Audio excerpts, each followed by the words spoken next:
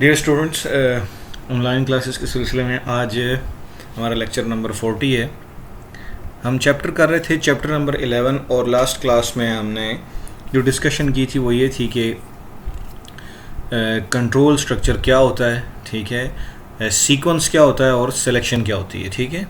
और उसमें हमने देखा था कि किस तरीके से हम इफ़ और एल्स स्टेटमेंट को इस्तेमाल करके अपनी मर्ज़ी की कंडीशन लगा के और उस कंडीशन की बेस में हम चाहें तो दरमियान में कुछ आने वाली स्टेटमेंट्स को हम स्किप भी कर सकते हैं। जैसे इफ़ के ट्रू होने पे ये स्टेटमेंट प्रिंट एफ चलेगी तो ये दो स्किप हो जाएंगी, और अगर इफ़ फॉल्स होती है तो फिर ये स्टेटमेंट जो है वो स्किप हो जाएगी और एल्स वाली ये स्टेटमेंट चलेगी। तो इसे हम कहते हैं सिलेक्शन। सीक्वेंस जो इससे पहले के जितने भी प्रोग्राम थे वो सारे सीक्वेंस थे जिसमें हम तरतीब से एक के बाद एक इंस्ट्रक्शन को एग्जीक्यूट करते आ रहे थे। तो अब हम आते हैं इसके मज़ीद इसको डिटेल में देखते हैं कि ये सिलेक्शन स्ट्रक्चर क्या है। अभी जो हमने देखा था इस प्रोग्राम में वो है जी इफ़ एल्स स्ट्रक्चर। तो यहाँ लिखा हुआ है टाइप्स ऑफ सिलेक्शन स्ट्रक्चर की कितनी टाइप्स होती हैं, ठीक है। टाइप्स ऑफ सिलेक्शन स्ट्रक्चर, इसमें इफ़ एल्स है और एक है स्विच स्टेटमेंट।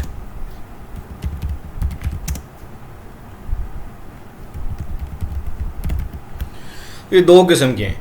तो स्विच स्टेटमेंट हम बाद में पढ़ेंगे जब हम इफ़ एल्स को अच्छी तरह समझ लेंगे, उसकी काफ़ी सारी एग्जांपल्स कर लेंगे, तो उसके बाद हम मज़ीद डिटेल में स्विच स्टेटमेंट को देखेंगे कि स्विच स्टेटमेंट क्या चीज़ है और ये कैसे काम करती है।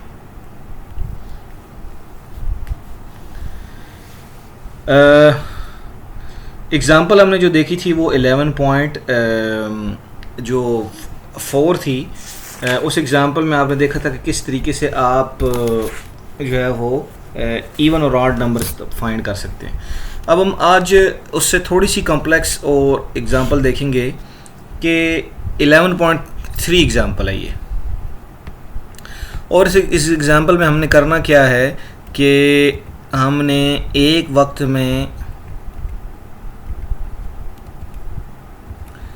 एक से ज़्यादा इफ़ स्टेटमेंट्स इस्तेमाल करना सीखनी है कि अगर एक ही प्रोग्राम के अंदर एक से ज़्यादा इफ़ स्टेटमेंट लगाएं तो फिर क्या होगा। अब ये हमने बहुत अच्छा किया है कि पहले हमने 11.4 पढ़ा है, तो उसमें एक चीज़ आपने देखी होगी कि ये दोनों स्टेटमेंट एक वक्त में एग्जीक्यूट नहीं हो सकती। अगर इफ़ चलेगी तो एल्स नहीं चलेगी, और अगर एल्स चलेगी तो इफ़ नहीं चलेगी। मतलब इफ़ फॉल्स होगी तो ही एल्स चलेगी, अगर इफ़ ट्रू होगी तो फिर ये ऐसा चलेगा, एल्स नहीं चलेगी। आज जो प्रोग्राम हम करने जा रहे हैं वो थोड़ा सा इससे डिफरेंट है, ठीक है। वो किस तरह डिफरेंट है ये भी देखते हैं। प्रोग्राम ये है कि आपने यूज़र से 3 नंबर लेने हैं और ये फाइंड करके बताना है कि मैक्सिमम नंबर कौन सा है। यूज़र से आपने कि 3 नंबर लेने हैं और फाइंड करके बताना है कि मैक्सिमम नंबर कौन सा है, ठीक है। और उसमें कंडीशन है ये कि आप सिर्फ और सिर्फ इफ़ स्टेटमेंट अप्लाई कर सकते हैं, इफ़ स्टेटमेंट। तो उसके लिए अब हम क्या करेंगे कि एल्स नहीं लगा सकते, एल्स आप इस्तेमाल नहीं कर सकते, सिर्फ और सिर्फ आप इफ़ ही लगाएंगे और उससे ही इस्तेमाल करके आप बताएंगे कि 3 नंबरों में से मैक्सिमम कौन सा है। तो हम एंटर 3 नंबर्स, पहले हम प्रिंट एफ में यहाँ पे एन हम 3 नंबर ले लेते हैं, वो है जी ए बी सी 3 नंबर, और एक उन्होंने वेरिएबल मैक्स रखा है मैक्सिमम के लिए, वो हम आगे आपको मैं चल के बताऊंगा कि ये क्या काम करता है। एंटर 3 नंबर्स, और वो क्या होगा कि आपने %d कितनी दफ़ा लिखना है, 3 दफ़ा लिखना है। %d और %d 3 नंबर है। तो एंड भी कितनी दफ़ा आएगा, 3 दफ़ा आएगा। ए फिर एंड बी फिर एंड सी, 3 वेरिएबल हमने यहाँ पे लिए। और यहाँ तक हमने जो काम किया वो ये किया है कि हमने 3 वेरिएबल्स के अंदर डेटा एंटर करवा लिया यूज़र। जब आप डेटा एंटर करेंगे तो पहले आप एक नंबर एंटर करेंगे, फिर एंटर दबाएंगे, फिर दूसरा नंबर इंटर करेंगे, उसके बाद फिर इंटर दबाएंगे, फिर तीसरा नंबर। ऐसे नहीं होगा कि आप 3 नंबर एक ही लाइन में लिख दें, वो फिर एक नंबर समझा जाएगा। इंटर दबा के दूसरा नंबर होगा इंटर, और फिर इंटर दबाएंगे, फिर तीसरा नंबर इंटर हो जाएगा। अब हम आते हैं कि करना क्या है हमने। इसमें जो मैक्स नाम का वेरिएबल है, लॉजिक ये है कि हम सपोज करते हैं कि जो ए है, ए वो ही मैक्सिमम नंबर है, तो हम मैक्स के अंदर ए रखवा देते हैं। हम सपोज करते हैं कि 3 नंबर में से ए बी सी ये 3 नंबर हैं, इनमें से मैक्सिमम जो बड़ा नंबर है वो ए है। हमें पता नहीं है, हमने सपोज किया है, तो मैक्सिमम के अंदर क्या आ गया, ए। ठीक है, अब अगर ये नंबर मैक्सिमम है तो इस नंबर का जो है वो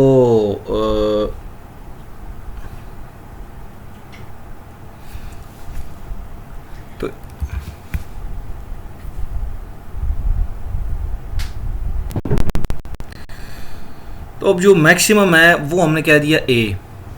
ठीक है, मैक्सिमम नंबर है ए। अभी हमें ये पता नहीं है कि ए वाकई मैक्सिमम है या नहीं, हमने सिर्फ ये सपोज किया है।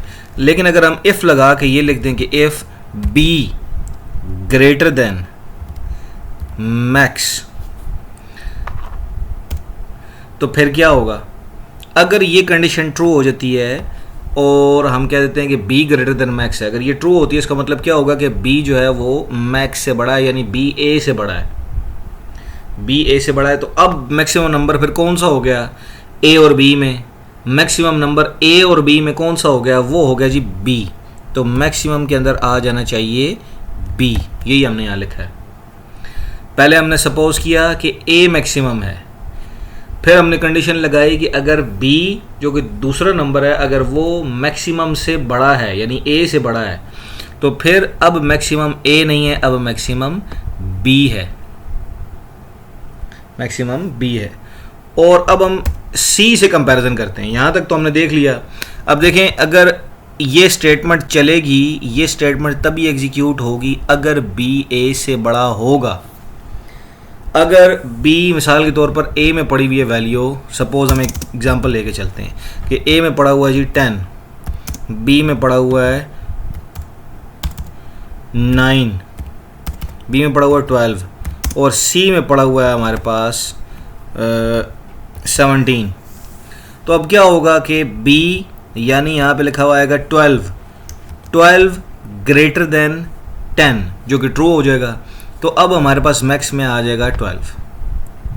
जब हम ये लिखें कि if अगर c ग्रेटर देन मैक्स है, तो अब सबसे बड़ा नंबर तो c ही हुआ, क्योंकि ऊपर हम चेक करके आ चुके हैं कि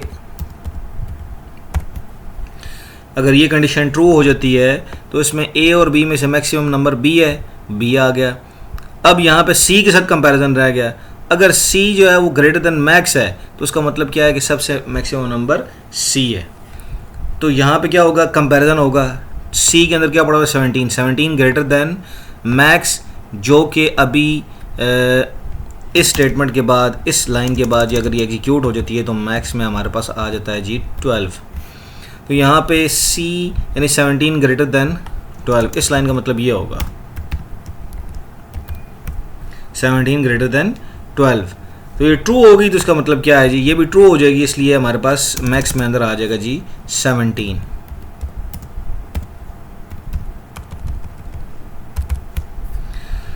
यहाँ तक ये चीज़ जो है वो आपको समझ आ गई है कि अगर हम ये एग्जांपल लें कि हम सपोज करें a मैक्सिमम है, फिर हम ये कह दें कि if अगर b जो है वो मैक्सिमम से बड़ा है यानी a से बड़ा है, तो फिर हम मैक्सिमम में b स्टोर करवा दें। और अगर हम फिर c के साथ कंपैरिजन करें, अगर c मैक्सिमम से बड़ा है तो मैक्सिमम नंबर ये है। अब उस तरह देखते हैं कि अगर a में 10 नहीं पड़ा हुआ, a में पड़ा हुआ 20, तो मैक्सिमम में इस वक्त क्या पड़ा होगा, 20 पड़ा होगा। इस वक्त मैक्सिमम में क्या पड़ा होगा, 20। ठीक है, तो अगर यहाँ पे कंपैरिजन होगा b ग्रेटर देन मैक्स, तो b में इस वक्त क्या पड़ा हुआ है 12 ग्रेटर देन 20, क्या ये ट्रू है? ये ट्रू नहीं है, इसलिए ये वाली स्टेटमेंट नहीं चलेगी और मैक्स में 20 ही रहेगा। ठीक है, हमें इसलिए मैक्स यूज़ कर रहे हैं कि जो वेरिएबल्स हमने रखे हुए हैं ए, बी और सी, उनकी जो असल वैल्यू है वो हमारे पास सेव रहे, वो ना जाए। मैक्स को हम एक टेम्पररी वेरिएबल के तौर पर इस्तेमाल कर रहे हैं सिर्फ कंपैरिजन के अंदर। तो जो बड़ा जिस वेरिएबल के अंदर डेटा बड़ा होता है वो हम मैक्स में ले आते हैं। तो इस वजह से हमने पहले मैक्स के अंदर ए ले गया है, लेकिन यहाँ पे कंपैरिजन किया, अगर ये ट्रू आता है तो फिर मैक्स में बी आ जाएगा। अब आते हैं सी के ऊपर। तो सी की वैल्यू 17 है, 17 ग्रेटर देन 20। क्या ये ट्रू है? ये ट्रू नहीं है, इसलिए ये स्टेटमेंट नहीं चलेगी, ये वाली स्टेटमेंट नहीं चलेगी और मैक्सिमम में 20 ही रहेगा। और इसके बाद क्या होगा, यहाँ पे आके हम प्रिंट एफ करवा देंगे और प्रिंट एफ क्या है, द मैक्सिमम नंबर इज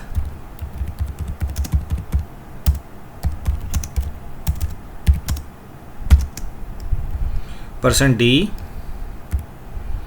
और इसके अंदर लिख देते हैं मैक्स।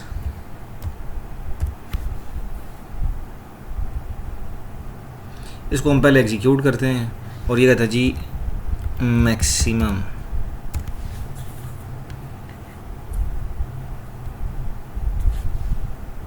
ये इसकी ज़रूरत नहीं है, अब ये गलती से लिखा रह गया।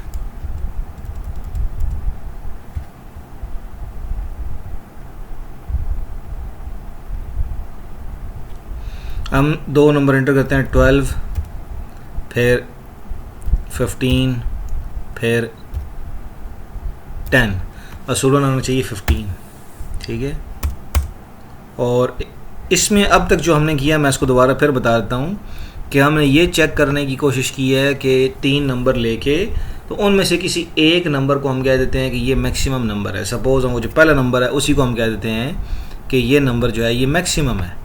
तो अब ये जो मैक्सिमम नंबर है इसका कंपैरिजन बी और सी के साथ होना बाकी है। तो हम क्या करेंगे, पहले बी के साथ कंपैरिजन करेंगे, बी ग्रेटर देन मैक्स।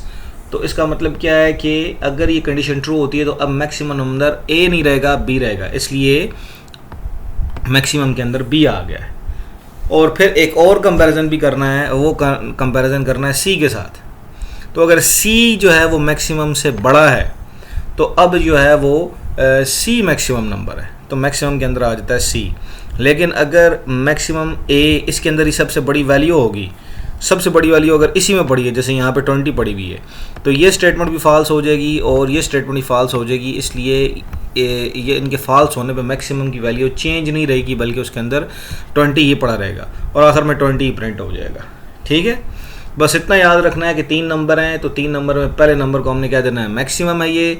उसके बाद सेकंड और थर्ड के साथ कंपैरिजन होगा, अगर सेकंड नंबर जो है वो मैक्सिमम से बड़ा है तो फिर मैक्सिमम में बी आ जाएगा, और अगर थर्ड नंबर मैक्सिमम से बड़ा है तो मैक्सिमम में सी आ जाएगा। ठीक है, और अगर फर्स्ट नंबर ही बड़ा हुआ या सेकंड नंबर बड़ा हुआ, फर्स्ट नंबर बड़ा हुआ तो जो 2 एफ लगाई हैं वो चलेंगी ही नहीं। अगर सेकंड वाला नंबर बड़ा हुआ तो सेकंड वाली इफ़ क्या होगी, वो चल जाएगी, और थर्ड वाली इफ़ अगर सेकंड नंबर जो है वो सबसे बड़ा है तो फिर क्या होगा कि सेकंड वाली इफ़ जो है ये फर्स्ट जो इफ़ है इसमें बी जो है वो मैक्सिमम से बड़ा होगा, तो बी सबसे बड़ा है चूँकि, तो वो ए से भी बड़ा होगा, ये स्टेटमेंट ट्रू हो जाएगी। और सी जो है वो बी से छोटा होने की वजह से ये स्टेटमेंट जो है ये नहीं चलेगी। तो फिर हमारे पास आखिर में जो मैक्सिमम नंबर आएगा वो वही आएगा कि बी सबसे बड़ा है। ठीक है, और अगर सी है तो उस केस में फिर क्या होगा कि यहाँ पे वैल्यू चेंज हो जाएगी और फिर सी प्रिंट हो जाएगा। तो ये बहुत इजी है, इसमें कोई इतना बड़ा मसला नहीं है। कल इंशाल्लाह इसको एक दफ़ा फिर मैं इसको रिपीट करके इससे आगे चलेंगे। तो तब तक के लिए अल्लाह हाफ़िज़।